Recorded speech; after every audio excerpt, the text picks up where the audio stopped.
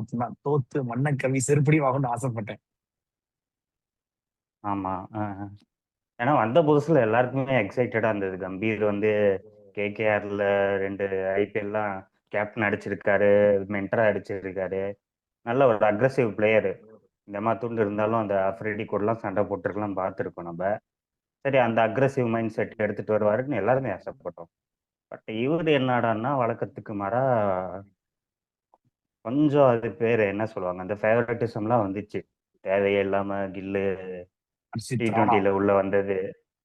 ஹர்ஷித் ராணா. எனக்கு ஹர்ஷித் ராணாவோட கில்லு தான் கோவம்.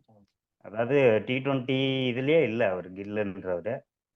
ஸ்ட்ரைட்டா சாம்சன் 3 செஞ்சுரி அடிச்சவர் பதிலா வந்தாரு. வந்தது வைஸ் கேப்டன் அக்சர் பட்டேல்.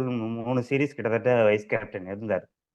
அவரு டி டுவெண்ட்டிலையும் கேப்டன் பண்ணிட்டு ஒரு நல்ல பிளேயர் அக்சர் பட்டேல் மாதிரி. சும்மா போட்டு கில்லு வந்தவனே சரி சரி கிளம்புன்ற மாதிரி தான் பண்ணாங்க.